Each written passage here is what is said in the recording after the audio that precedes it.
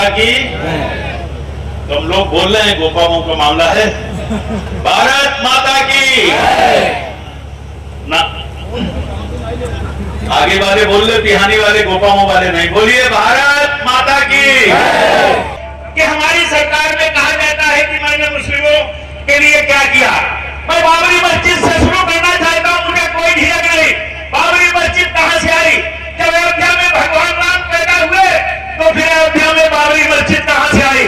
जब हम आपके पीर पैगंबर और मोहम्मद पर कोई अटैक नहीं करते तो आपको भी भगवान राम पर अटैक करने का कोई अधिकार नहीं है, क्योंकि अयोध्या में भगवान राम ही पैदा हुए थे, यहाँ पर कोई और नहीं पैदा हुआ। हमारी सरकार आती है तो सपा बसपा के लोग कहते भाजपा वाले आएंगे तुम्हें खा जाएंगे।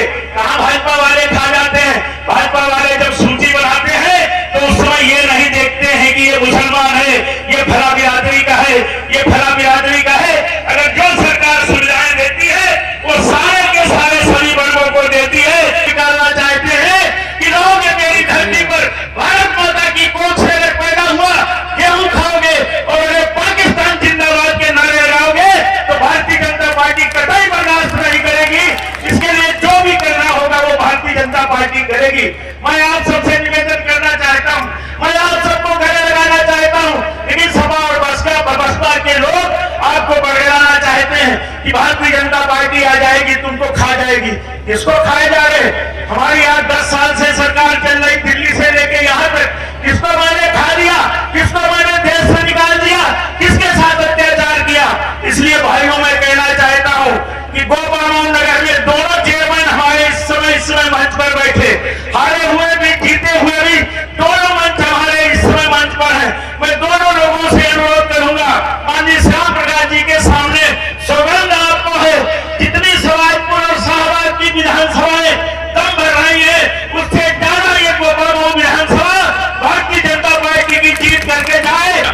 भाइयों याद करो 2014 के पहले आपका गेहूं कितने रुपए में बिकता था, आपका धान कितने रुपए में बिकता था? याद आ रहा?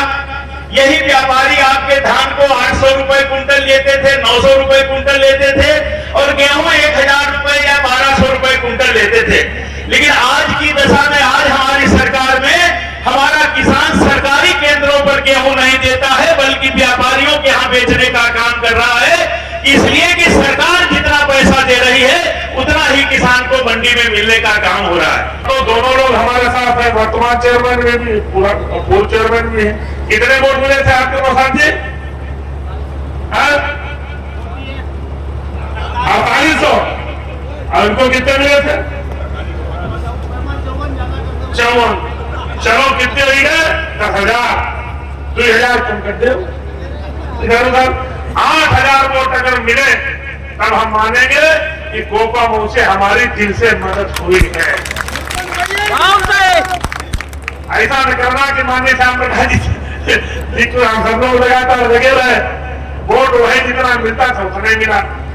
देखिए मालूम सब हो जाता, पता सब चलता, पता। तो आप सब जानते हैं कि किसान भाइयों के हित में जितनी योजनाएं भारतीय जनता पार्टी की सरकार ने चलाई हैं, ये योजनाएं इससे पहले कभी किसानों की चिंता किसी सरकार ने नहीं की थी। आप देखें कि आज जो यूरिया हमको 300 रुपए में एक बोरी मिलती है, इस यूरिया के ऊपर 3000 रुपए एक बोरी के ऊपर सरकार सब्सिडी देती है, तब हमें 300 रुपए की मिलती है।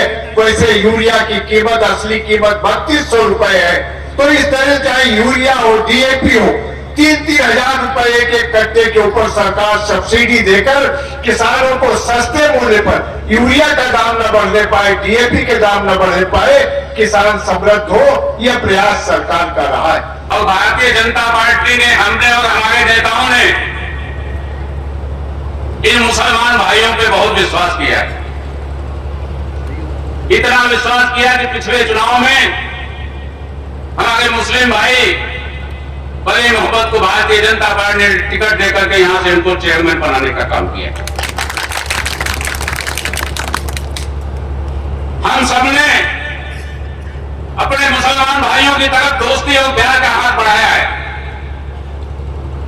और दोस्ती और प्यार के कितने उदाहरण दे दूं आपको। जब आपकी ईद होती है, हम आपके मस्जिद दीवाना आपका गले मिलने के लिए आपकी टोपी लगा के खड़े होते हैं।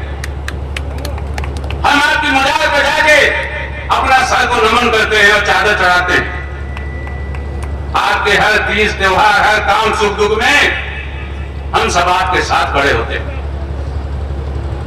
जब से मोदी जी की सरकार बनी है और जब से मैं यहां से विधायक हूं, एक भी मुसलमान नहीं कह सकता है कि उसका कहीं उत्पीड़न हुआ है या उस पर कहीं झूठा मुकदमा कभी कायम हुआ है। मैं दावे के साथ कहना चाहता हूं, ये चुनाव वली मोहम्मद और नौशाद नकवी के प्रतिष्ठा का चुनाव है और हमें विश्वास है गोपा मऊ के लोग हमारे और पार्टी के इस विश्वास को कभी तोड़ेंगे नहीं। हम जिस गांव में वोट मांगने जाते थे, एक ही समस्या सामने आती थी कि विधायक ये छुट्टा जाम लोग बंद करो, न आगे चुनाव वोट नहीं देंगे।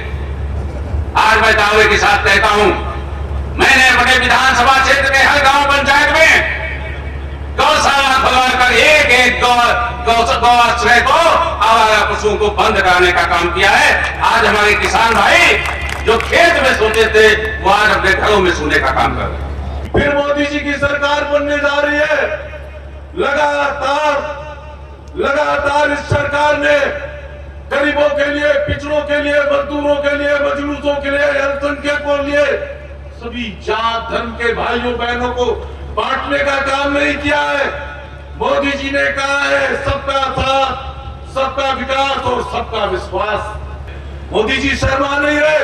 मोदी जी ने राम के प्राण प्रतिष्ठा की है। अयोध्या में वो भव्य मंदिर बनाया है जो 5 वर्षों से लगातार विवाद खड़ा हुआ था। ये राजनीतिक दल उस पर इसी तरीके से विवाद खड़ा करना चाहते थे। लोग कहते थे भारतीय जनता पार्टी के लोग मंदिर की बात करते हैं, मंदिर बनाएंगे नहीं, तारीख बताएंगे नहीं। लेकिन बहनों भाइयों, मुझे कहने में संकोच नहीं है, मंदिर बन गया है।